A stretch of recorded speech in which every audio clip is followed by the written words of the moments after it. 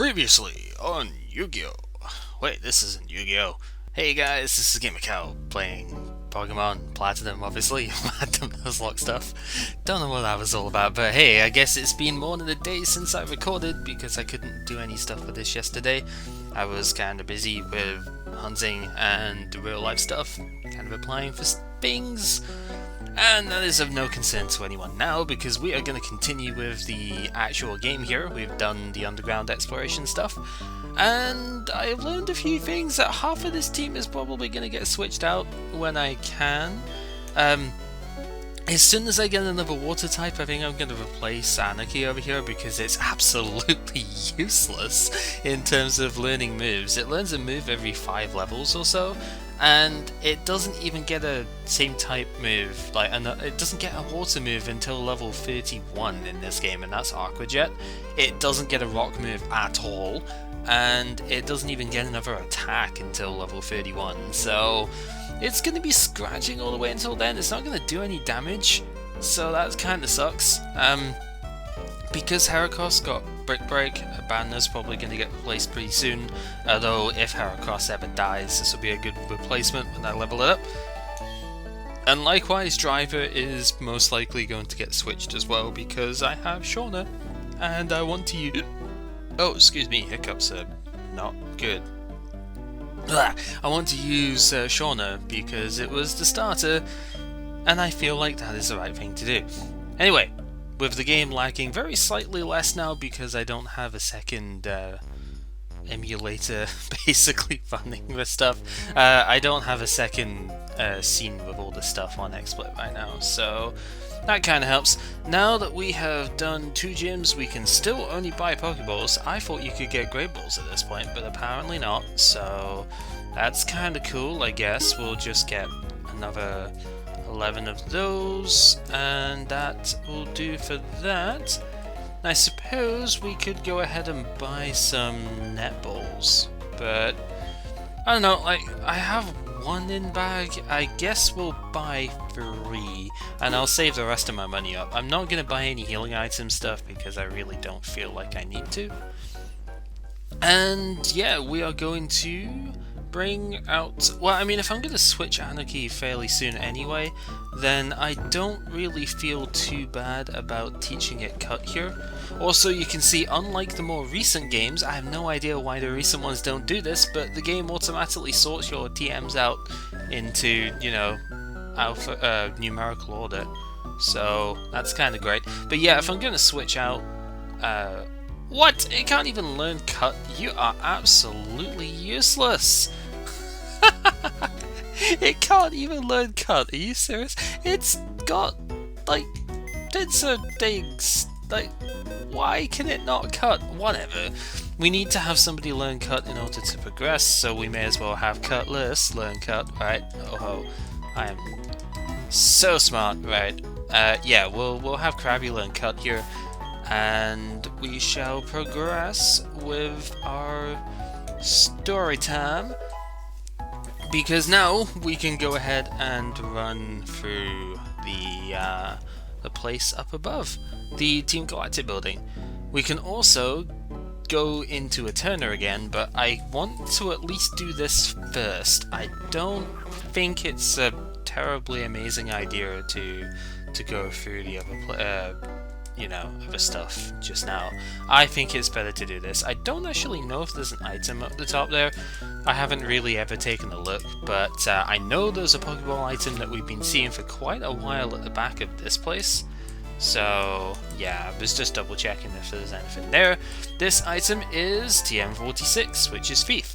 Now unfortunately in this game, Thief is only 40 base power, so it's really not that good of a move. It might be okay for desperate coverage, but beyond that, not really something I would like. Anyway, Lucas somehow managed to get in here. I have no idea how he managed that, but yeah, Master of Disguise, even though you've just broken your disguise in the eyesight of the...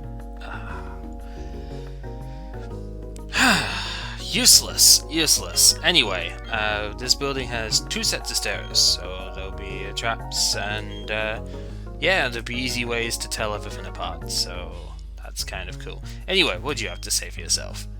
Sets on the stars. Yeah, whatever. Don't really care. No, we're not. Well, that's not very nice. We'll have to do something about that then. So yeah, we need to do this place if we want to actually progress, because we do unfortunately have to go and save people. Yes, the path you chose leads to glory. So yeah, there's fake outs and stuff in this place. Not particularly great fake outs at that, but yeah, going up the other way will lead to a trap and an item. And I suppose that is a good enough reason to go that way, because we do want to get ourselves the items.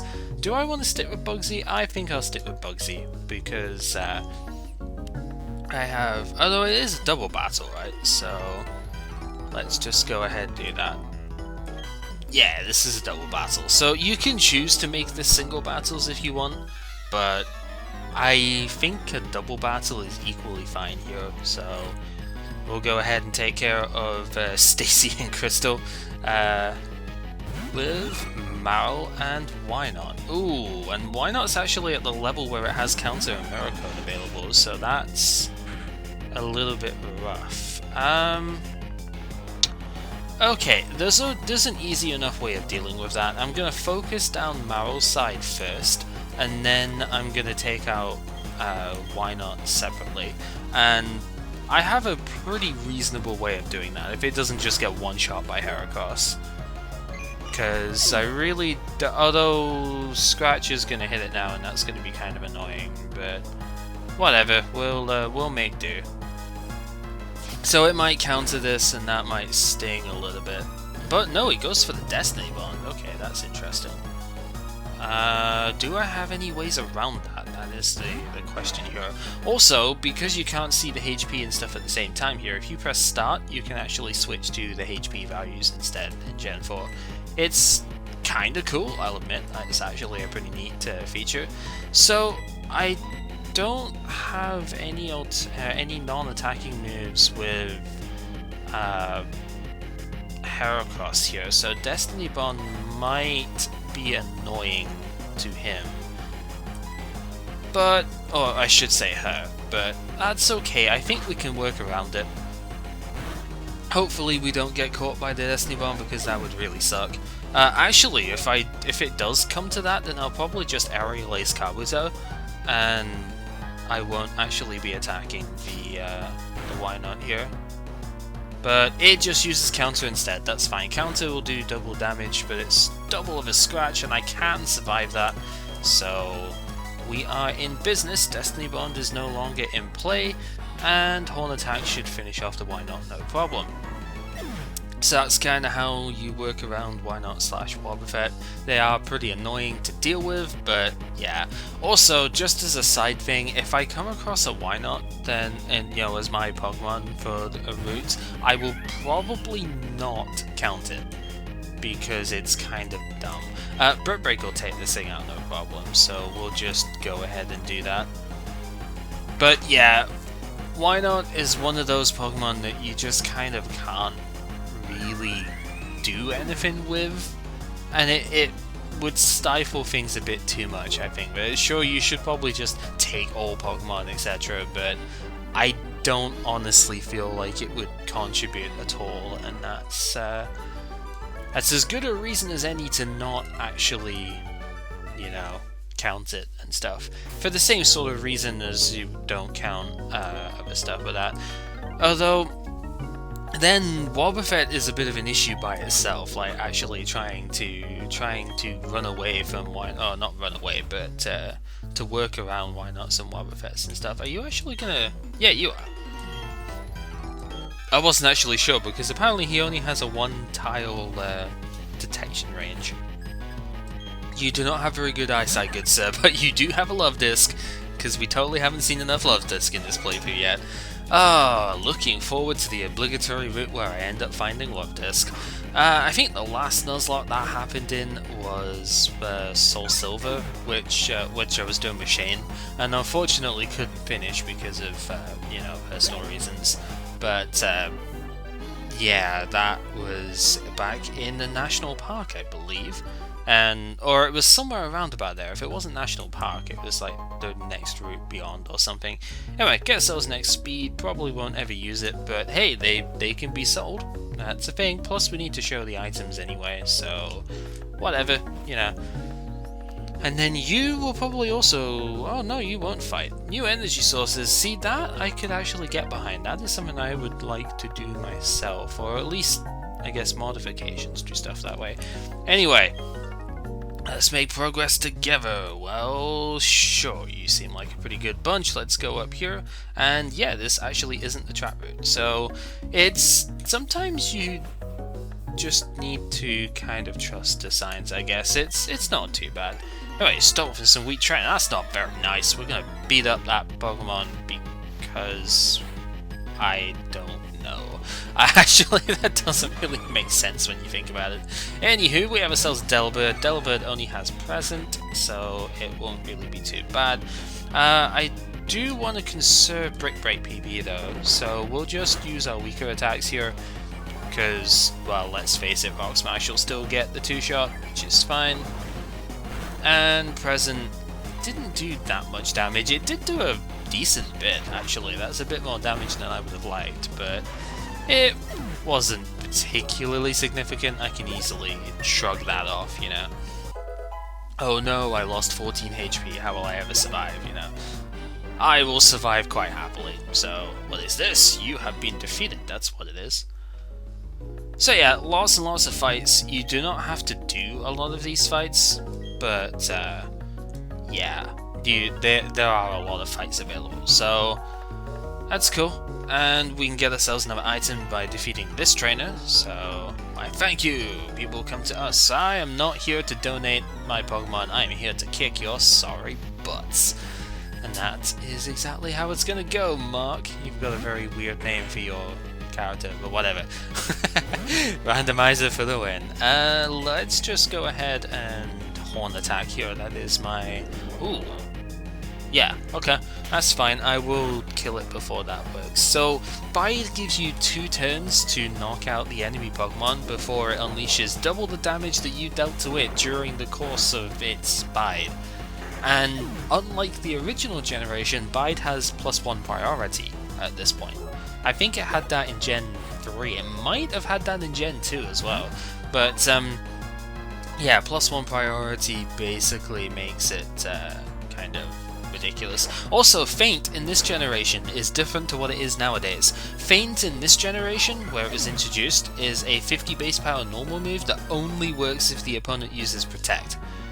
It doesn't work otherwise, but nowadays it's a 30 base power move which works regardless of whether the opponent attacks with, or not attacks, but whether they protect or not.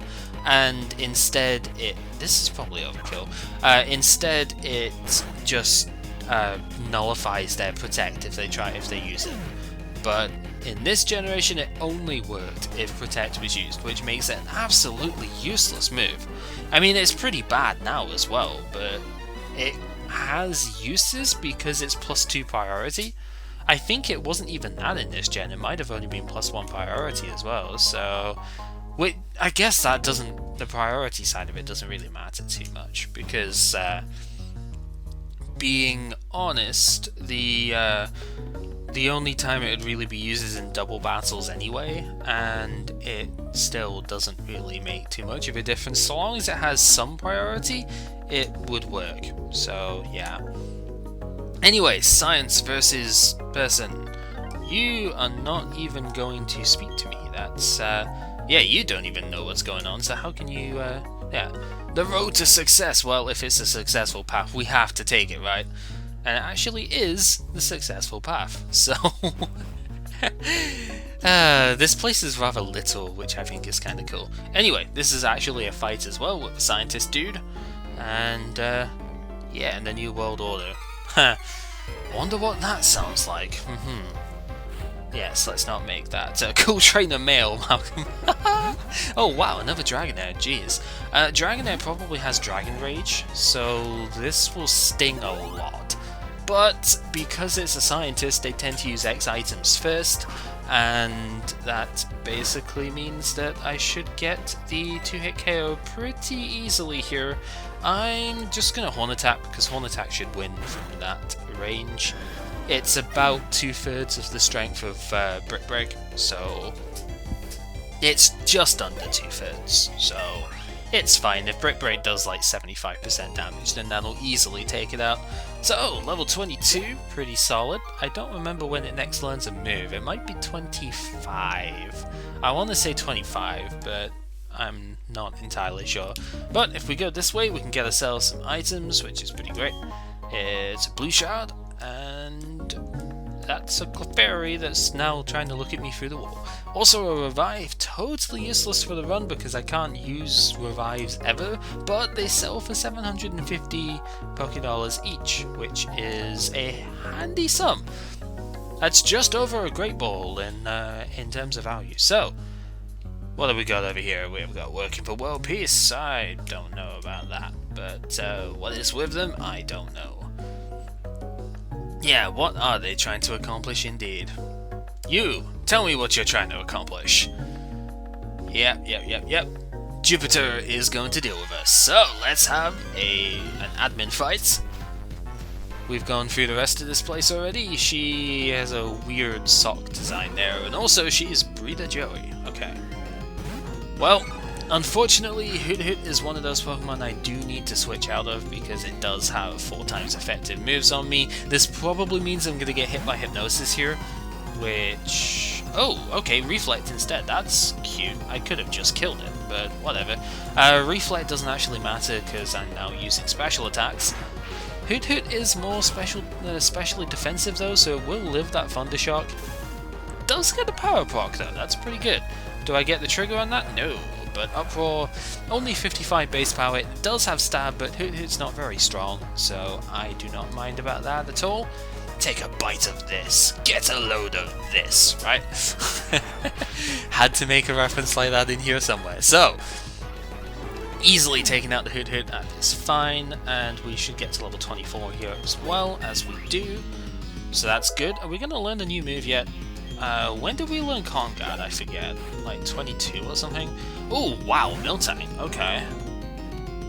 Ooh, that's pretty potent for where we are right now. Okay, so... I don't know if I want to directly switch into this thing. Let's get the Thunder Wave off because Miltank is pretty quick, so... Oh, what? It's got Bide? Okay. That makes this significantly easier. Because what I can do is I can Growl for this turn, and then next turn I can switch out to Heracross, and then Bide will wear off, and Reflect wearing off doesn't matter because Brick Break would shatter that.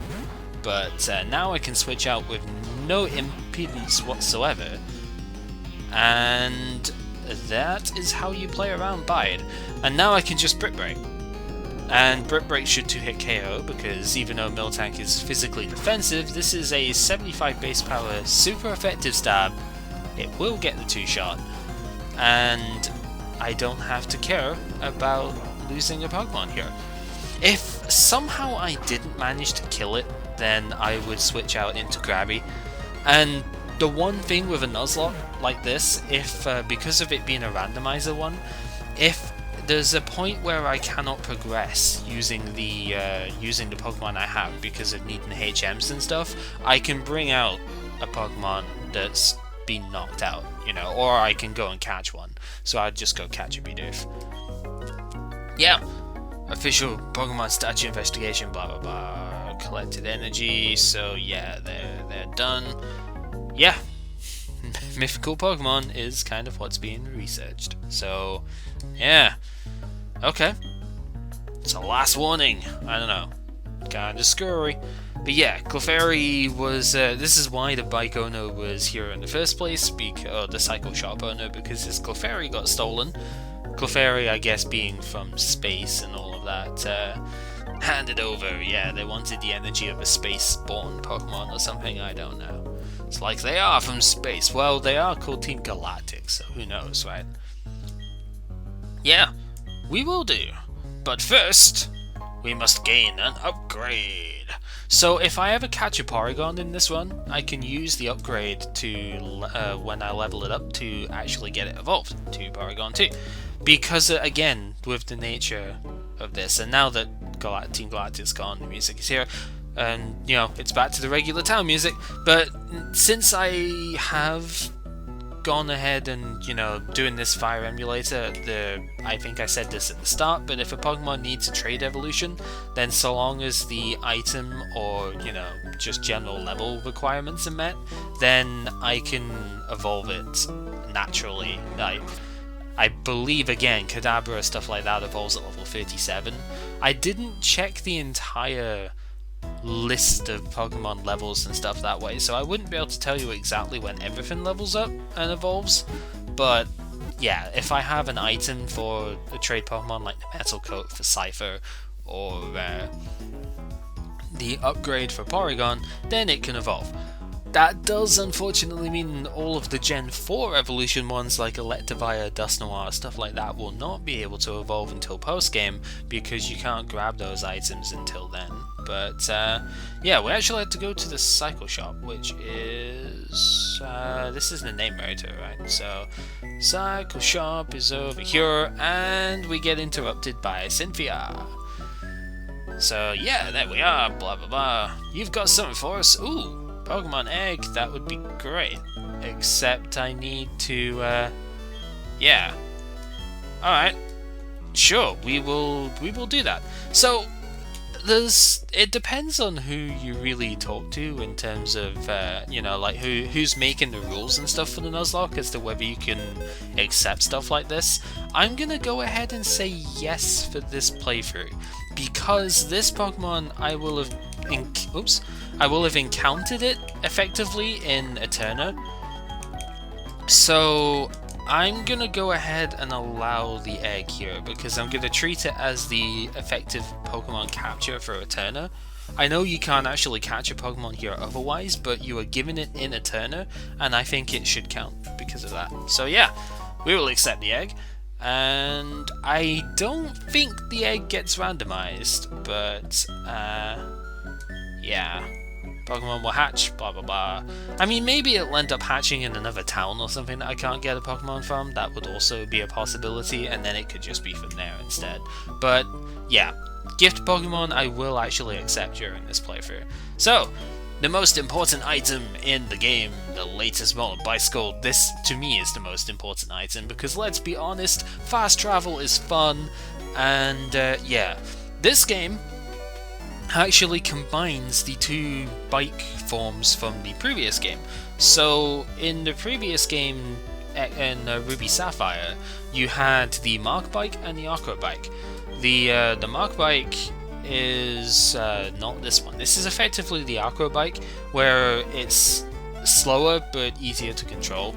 And then, yeah, 4th gear, the Mark Bike was difficult to steer, but was incredibly fast compared to the previous bikes and whatnot. So, yeah, that's how it works. So, let's go ahead and register this, because I do want to have this available at all times. So, register.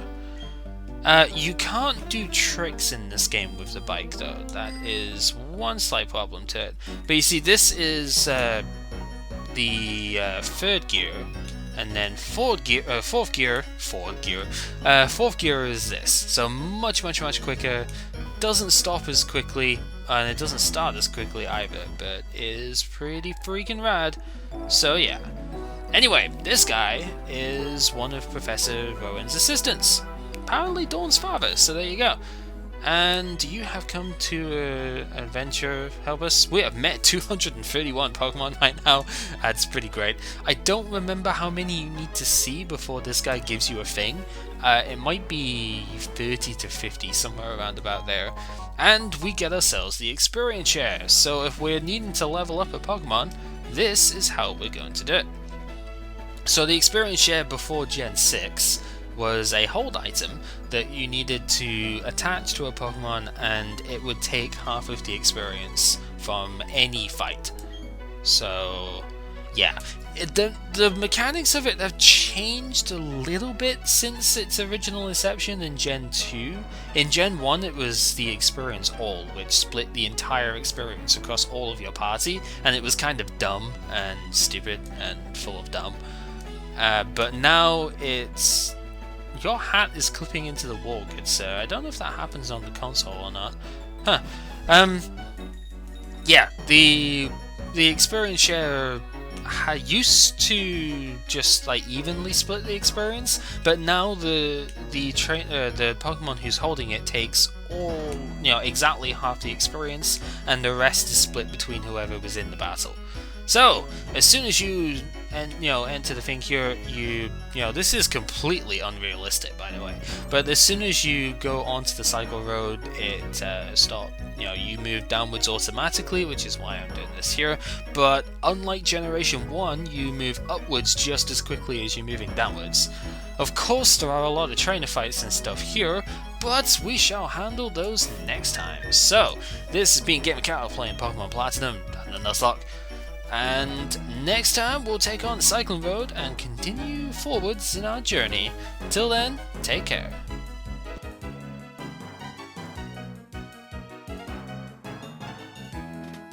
I know the emulation lags when it's saving, but seriously, this takes way too friggin' long to save. God damn, man.